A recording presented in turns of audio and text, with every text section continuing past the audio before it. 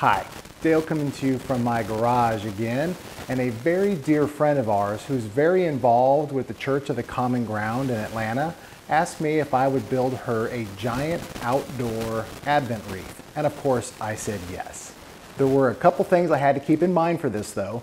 First, no electricity. They do not have access to electricity, so I had to keep that in mind. Electric lights are out. Second, services are held outdoors, so whatever I built had to be very weather tolerant.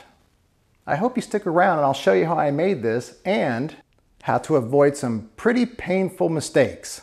Come on, let's go. I'm using 3-inch PVC for the candles, and the first thing I do is cut them to length. I cut 4 at 36 inches and 1, the Christmas candle, at 40 inches. I used some scrap PVC to figure out the angle I wanted to use for the top of the candles. It turned out to be around 20 degrees, but this is really up to your own taste.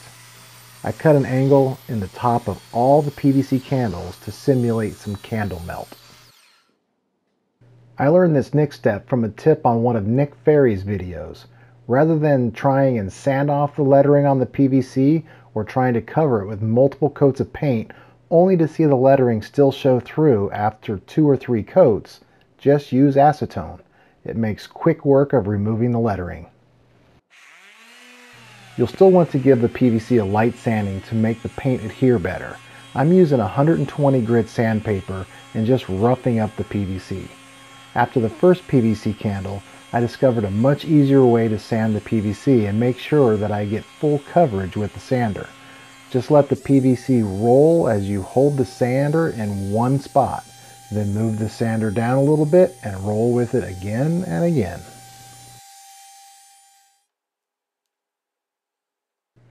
Next, I wanted to simulate some candle drippings from the top of the candles.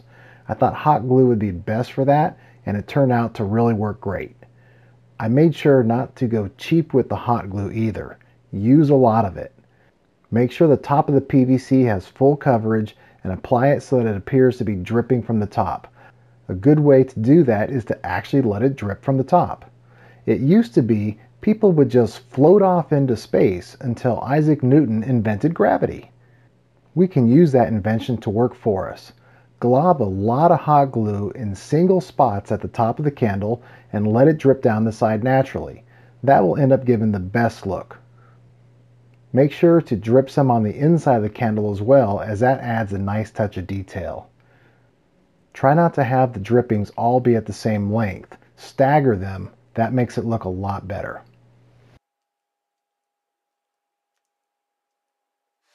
Using a couple 3-inch to 1.5-inch PVC converters, a couple short pieces of 1.5-inch PVC, and a 1.5-inch coupler, I made some candle holders. I used some gold metallic paint and gave the candle holders a couple coats. I only made one right now because I was going to show it to my friend and let her decide if she wanted candle holders or not. My next step was to paint all the candles. Paint 3 of the 36-inch candles blue, the other 36-inch candle pink, and finally the 40-inch candle a gloss white. I found 2 coats do a nice job. After letting them dry completely, I used some clear gloss spray polyurethane to help harden it up a bit. It's also a huge help to have a new puppy jump on you when you're doing the spraying. And here's Roxy, our new puppy we rescued. Here are a couple side-by-side photos of one of the candles. One with the candle holder and one without the candle holder. It was decided to move forward without the candle holders. Moving on to the base now, I had some 1/2-inch maple plywood, so that's what I'm going to use. I started by cutting 3 squares 18 inches each. From one of the 18-inch squares, I rip out 4 3-inch pieces that will become the sides of the base. Now for one of my long-awaited mistakes. Since I'm just going to be using simple butt joints for the sides, I need to cut 2 of the sides to be shorter by the thickness of the other 2 sides. I say to myself, self, don't measure, just hold the 2 long sides against the blade, set a stop block, and cut the shorter pieces against the stop block. It'll be perfect. And it would be perfect if my blade was exactly 0 inches thick. Sadly, it is not. It is 1/8 of an inch thick, so these sides are cut short 1/8 of an inch. But hey, the really good news is I don't figure it out until assembly time. Next step I take is using iron-on edge banding on all the edges that will be visible. This stuff is pretty simple to apply. Just use a normal clothes iron and apply to the edges. The edge banding has glue on one side, and that heat from the iron melts the glue, causing a very solid connection. To make it even more solid connection, use a flat piece of scrap to really press it on. I use my edge banding snipping tool to get a really nice flush cut at the end of each piece. This iron-on edge banding is just a hair over 3/4 of an inch wide, and the plywood I'm using is only 1/2 of an inch thick, so there's quite a bit left over to trim. I first use a razor blade to trim down fairly close to the edge of the board, and then use my edge banding trimming tool. I mark the center of each side piece because I'm going to fancy these up a bit. So that I don't have to deal with a glue squeeze out, I use just a little glue on these decorative pieces that with my own hands I use a razor blade to very carefully and meticulously cut out the decorative pieces from the packages they came in. Simply align the center to the marks I made and attach with a couple 23 gauge pin nails to hold them on while the glue dries. I do this on all sides. Now to mark where the holes will go to hold each candle. On the top piece, I scribe a line corner to corner to find the center, which is where the Christmas candle will go. Then, from each corner, I measure in 6 inches. Using those 6-inch marks, I place a straight edge to find the center of each of the other candles. Using each of the center marks, I use a compass to draw out 3.5-inch circles. 3.5 inches is just a little larger than the outside diameter of the 3-inch PVC pipe. This will allow the candles to slide in and out of the holes easily, but still be somewhat secured. On each of the circles, I drill a starter hole and then use my jigsaw. I carefully cut out the circles.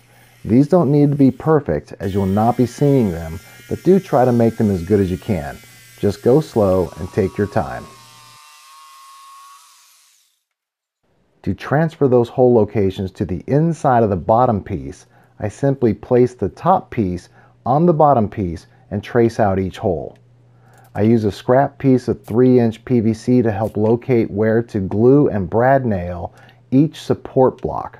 These support blocks will hold the candles snugly in place when they're inserted into the holes in the top of the base. I use my Rockler corner clamps to help attach all sides. Using these clamps makes the job really easy. They work like a 3rd, 4th, and 5th hand while holding everything square at the same time. I did use another clamp to pull everything together snugly. A bit of glue and a few pin nails does the trick. Even after this step is complete, I still have not noticed my mistake from earlier where I cut the 2 shorter sides 1/8 of an inch too short. Future me must have been sitting around watching YouTube videos instead of stopping me from my mistake. Flipping the base over, I can use glue and brad nails to attach the bottom to the sides. The sides were bowed a little bit, so I use a couple of clamps to hold them in while I drive in the brad nails. This is where I finally noticed my mistake. The sides are short about 1/8 of an inch. I split the difference on each side so that each side is about 1/16 of an inch short. Other than my pride, no harm, as it's not really noticeable, especially once it's completely set up and on the ground. Take far more care than I did on cleaning up the glue squeeze out now, and it will save you a lot of work later. I took this opportunity to stain the inside of the base and apply a good 3 or 4 coats of polyurethane. I'll not be able to get to the inside later, so I wanted to make sure that it was protected as it could be. I also drilled several holes in the bottom so any water that gets in can drain out. Now I just repeat the process from attaching the bottom for attaching the top. Glue and brad nails. Again, Do a much better job than I did in cleaning up the glue squeeze out now, and you'll be happy you did later. For a stain, I chose a dark walnut. I used a rag to wipe it on. I'd let it sit and soak for 6 minutes, 23 and 5/16 seconds before wiping it off. I do have to say, staining the decorative side pieces was a bit of a pain. I guess I should have used my sprayer to make it easier, but a sprayer wouldn't have made it any easier to wipe off the stain. If any of you have tips for better techniques on staining pieces with lots of little nooks and crannies, I'd appreciate the tip in the comment section below. After the stain had time to dry completely, I covered it with 4 coats of polyurethane to help combat the weather, as this is an outdoor Advent wreath. I cut 5 small rectangles from a standing pad and then carefully cut halfway through the width of it. You'll see later how I use this to attach the candle bulbs. I purchased these inexpensive plastic bulbs. They come in 2 pieces and snap together. Using my Dremel, I drilled out a small hole in the bottom of each bulb.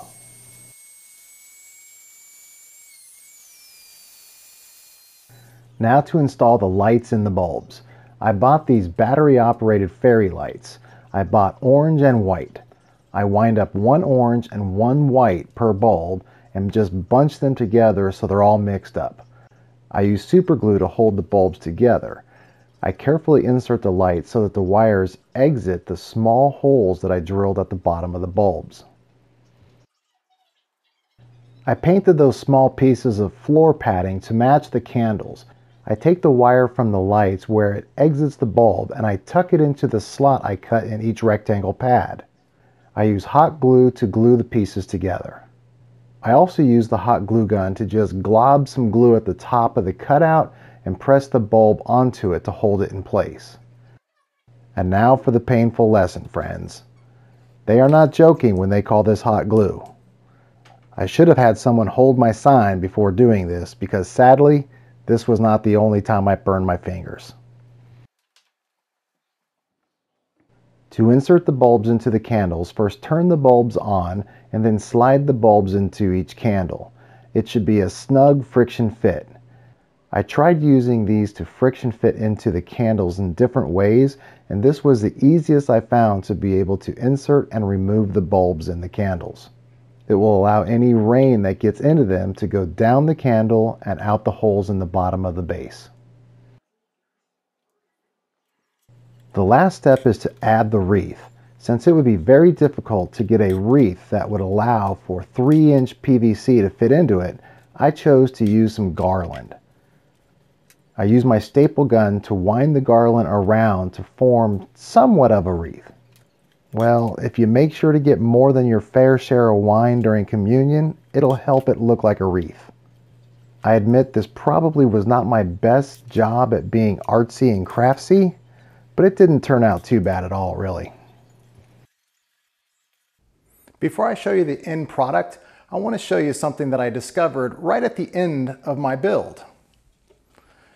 Check out this sample piece of PVC that I used first just to test the angle of the cut to see how it looked. But then at the end I thought, I wonder what it would look like if I painted it first and then put the hot glue on, instead of what I did, which is put the hot glue on and paint the whole thing. Don't get me wrong, I love the way the candles turned out, but I thought this looked pretty cool actually, where I painted it first and then just put the clear hot glue over it. You can see the paint through it and it just kind of shines. Just want to show you guys, in case you guys make something similar to this, you may want to give this a try. I think it looks pretty cool. Anyway, here's the final project. I really love the way it came out, and I sure hope my friend does too. If you like this video, please give it the thumbs up, leave a comment below. I love getting comments. Share, consider subscribing. And last, talk about this with perfect strangers while you're sitting on the elevator. It's a great conversation starter. Okay, looking at my today's to-do list, one more thing to do. Bring it in, come on.